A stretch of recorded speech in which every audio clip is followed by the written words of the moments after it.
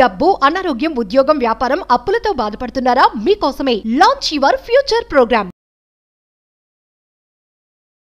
నమస్తే, welcome to Suman TV. నేను మీ ప్రేమ్. ఇవాళ మనతో ఉన్నారు పేరెంటింగ్ కోచ్ సౌజన్య గారు. నమస్తే మేడం. నమస్తే అండి.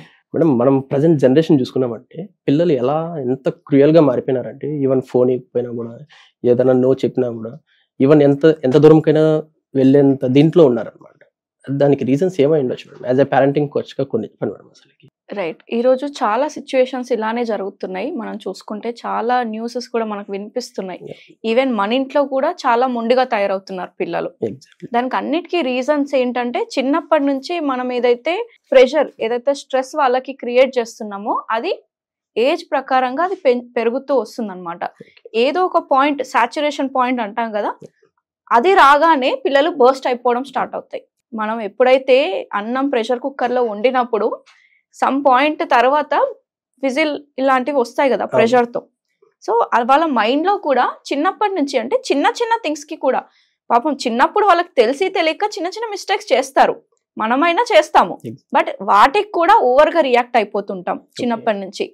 పాలు పాడేశాడు, లేకపోతే వాటర్ పాడేశాడు, లేకపోతే చిన్నగా ఏదైనా మనకు చేయి తగిలినా అరే ఎందుకు కొట్టవరా అని సిబ్లింగ్స్ మధ్యలో గొడవలు రావడం, మనం కూడా అరచేయడం, కొట్టేయడము, ఇవన్నీ చేస్తున్నప్పుడు వాళ్ళ సెల్ఫ్ ఎస్టీమ్ తగ్గిపోతుంది. ఫస్ట్ ఆఫ్ ఆల్, నన్ను ఎవరు ప్రేమించట్లేదు, లేకపోతే నన్ను ఎవరు ఇష్టపడట్లేదు, ఆ కాన్ఫిడెన్స్ అనేది చిన్నప్పటి నుంచి తగ్గుతూ వస్తుంది, మనం తిట్టినా కొట్టినా కూడా.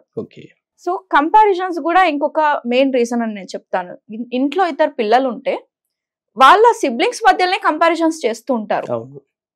ఎందుకు అని అంటే వాళ్ళకి తెలియదు, every one is born unique. ఒక్కొక్కరికి ఒక్కో టాలెంట్ ఉంటుంది. ఇప్పుడు మీలాగా మీ అన్నయ్యనో మీ అక్కయ్యనో చేయలేరు కదా, మీ అక్కయ్యలాగా మీ అన్నయ్యలాగా మీ తమ్ముళ్ళలాగా మీరు చేయలేరు. మీ టాలెంట్ మీకు ఉంటుంది. సో అది గ్రహించక పేరెంట్స్ చాలా మంది ఇదే తప్పు చేస్తున్నారు. తమ్ముడిని చూసి నేర్చుకో, చెల్లిని చూసి నేర్చుకో, అన్నని చూసి నేర్చుకో, పక్కింటి అబ్బాయిని చూసి నేర్చుకో, మీ ఫ్రెండ్ని చూసి నేర్చుకో, వాటికి ఫస్ట్ ర్యాంక్ వచ్చింది, వీళ్ళకి ఇది వచ్చింది, అదొచ్చింది, నీకు రావట్లేదు, లేకపోతే నువ్వు చేయలేవు, నీ వల్ల కాదు, నువ్వు ఎప్పుడు ఇంతే, ఇలాంటి నెగిటివ్ వర్డ్స్ మాట్లాడి వాళ్ళ కాన్ఫిడెన్స్ ని తగ్గిస్తున్నారు. ఈ ప్రపంచంలో ఎవరైనా బెస్ట్ ఇవ్వగలుగుతారు అంటే, బెస్ట్ ఏదైనా రిలేషన్ కనెక్షన్ ఏదైనా ఉంది పిల్లలకని అంటే that is parents only.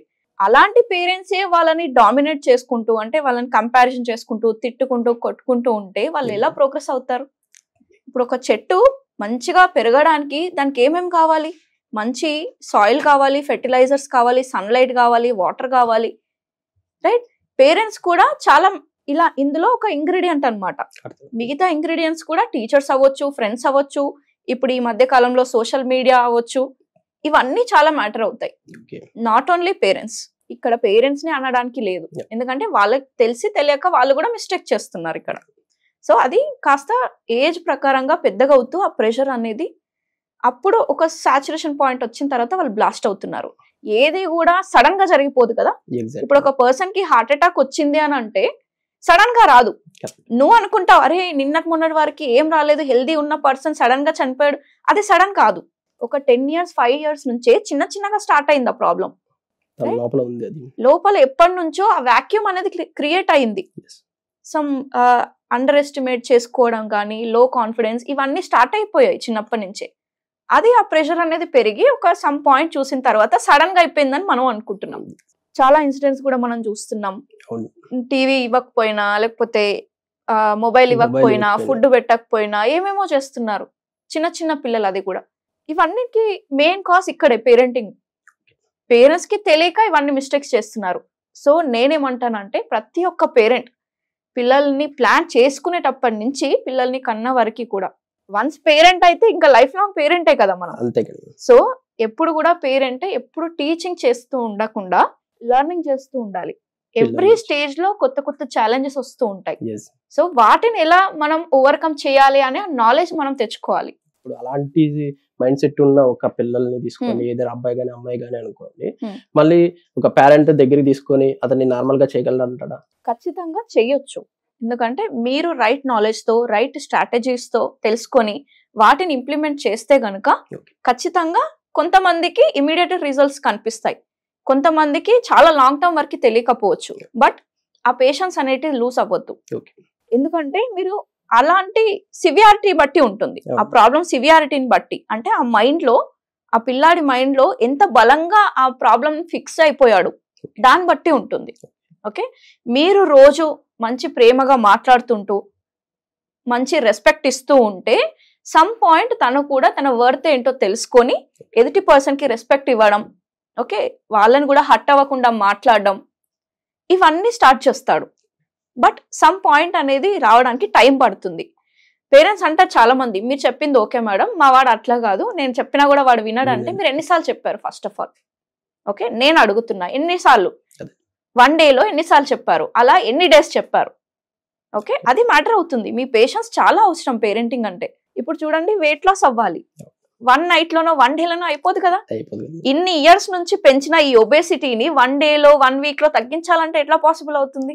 Same అంతే, బాడీ మైండ్ కనెక్టెడ్ గా ఉంటాయి. బాడీకి ఎంత టైం పెడుతున్నారో మైండ్ కూడా అంత టైం పెట్టాలి. లాంగ్ టర్మ్ వరకు మీకు రిజల్ట్స్ కావాలి అని అంటే కన్సిస్టెంట్ గా చిన్న చిన్న స్టెప్స్ తీసుకున్నా పర్లేదు. ఒక డేలో 4 సార్లు కోపగించుకున్నారు, అట్లీస్ట్ 1 time అయినా దగ్గర తీసుకొని ప్రేమగా మాట్లాడడం స్టార్ట్ చేయండి. అప్పుడు తనకు అనిపిస్తుంది, అరే మమ్మీ ఈరోజు డిఫరెంట్ గా మాట్లాడింది, నాకు వాల్యూ ఇచ్చింది.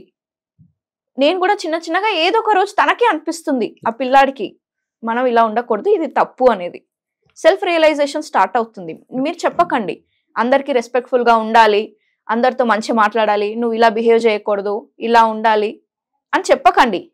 రాదర్ దాన్ మీరు ఉండండి ఫస్ట్ ఆఫ్ ఆల్. ఓకే, పిల్లలు ఎప్పుడు కూడా మీరు చెప్పింది వినరు, మిమ్మల్ని చూసి మరి దాన్నే ఫాలో అయిపోతారు. బ్లాంక్ పేపర్ తో వస్తారు మన దగ్గరికి, మనం ఏది రాస్తే దాన్నే రిఫ్లెక్షన్ జరుగుతుంది మీ లైఫ్ లో కూడా. సపోజ్ పేరెంట్స్ వచ్చి మంచిగా మాట్లాడి ప్రేమగా మాట్లాడండి, ఆ సిచ్యువేషన్ వరకు అయితే హ్యాపీగా ఉంటారు అనమాట. దెన్ మళ్ళీ మార్నింగ్ లేచారంటే యాజ్ యూజువల్ గానే ఉండిపోతారు. అలా కాకుండా కంప్లీట్ గా ఎప్పటికీ మంచిగా ఉండాలంటే యాజ్ ఏ పేరెంటింగ్ కోచ్ గా మీరు ఏం టిప్స్ ఇస్తారు? ఈవెన్ మనిషి అన్నాక అన్ని ఎమోషన్స్ రెగ్యులేట్ అవుతూ ఉంటాయి. That is depends on situation అనమాట. ఇప్పుడు చనిపోయారు ఎవరన్నా, అక్కడ ఏడవాల్సిన సందర్భం, బాధపడాల్సిన సందర్భం. హ్యాపీగా ఉంటానంటే నడవదు కదా.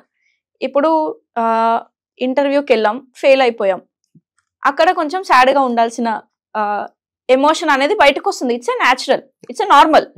సో పిల్లలు కూడా అంతే, ఇప్పుడు ఏదైనా కావాలి అని ఏడ్చినప్పుడు మనం నో చెప్తే ఖచ్చితంగా ఏడుస్తారు, బికాస్ ఇట్స్ నార్మల్. దాన్ని మీరు పర్సనల్ గా తీసుకోకండి. నేను నో చెప్పినా వాళ్ళు యాక్సెప్ట్ చేయాలని అంటే అది కాదు, అక్కడ జరగదు. ఇప్పుడు మీరు ఫెయిల్ అయిపోతే బాధపడ్డప్పుడు వాళ్ళు కూడా వాళ్ళకి కావాల్సింది దక్కనప్పుడు ఏడుస్తారు, ఇట్స్ నార్మల్. దాన్ని మీరు పర్సనల్ గా తీసుకొని మా వాడు చెడ్డవాడు ఎప్పుడు ఏడుస్తుంటాడని జడ్జిమెంట్స్ చేయకండి. ఓకే, అది నార్మల్. మీరు ఫస్ట్ కూల్ అవ్వండి. యాజ్ ఏ పేరెంట్ గా మీ ఎమోషన్స్ ని మీరు కంట్రోల్ చేసుకోగలిగితే, ఏది నార్మల్ ఏది కాదు అని మీరు డిఫరెన్షియేట్ చేయగలిగితే మీ పేరెంటింగ్ అనేది ఇంకా ఈజీ అవుతుంది. ఏడుస్తాడేమో ఆ మూమెంట్ లో, బట్ మీరు అరే పోనీ ఏడుస్తున్నాడు కదా అని ఇచ్చేస్తే అది అలవాటు అయిపోతుంది. ఏమన్నా కావాలని అంటే అడగడం బంద్ చేసి ఏడవడమే స్టార్ట్ చేస్తాడు. సో పిల్లలకి కూడా చెప్పాలి, it is okay to cry, it is okay to have all the emotions.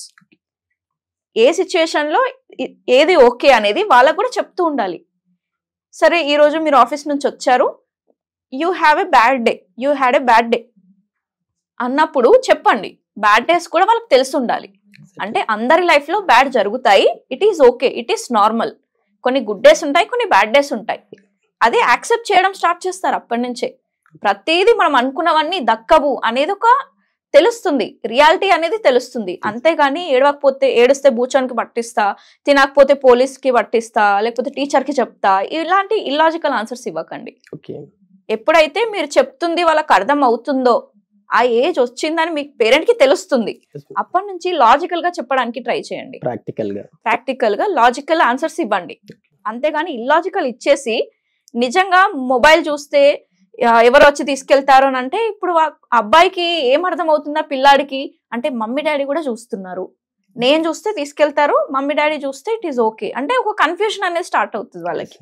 So మీరు ఏది చేస్తారో అదే వాళ్ళు చేస్తారు. కాబట్టి వాళ్ళ ముందు ఫోన్స్ చూడడం మానేయండి. ఇఫ్ ఇన్ కేస్ మీ పిల్లలు ఫోన్ చూడకూడదు, ఫోన్ చూసుకుంటూ తినకూడదు అని అంటే, మీరు ఫస్ట్ టీవీ మొబైల్ ఆఫ్ చేసి ఫోన్ లో చూసుకుంటూ చాలా మంది పేరెంట్స్ తింటుంటారు పిల్లల ముందే. వాళ్ళేమో టీవీ చూస్తారు, వీళ్ళేమో ఫోన్లు చూస్తారు, విచ్ ఇస్ వెరీ రాంగ్. ఎందుకంటే వాళ్ళని వద్దని చెప్పి మీరు చూస్తే ఎంతవరకు న్యాయం? వాళ్ళ మైండ్ లో కూడా ఏం అర్థం చేసుకుంటారు?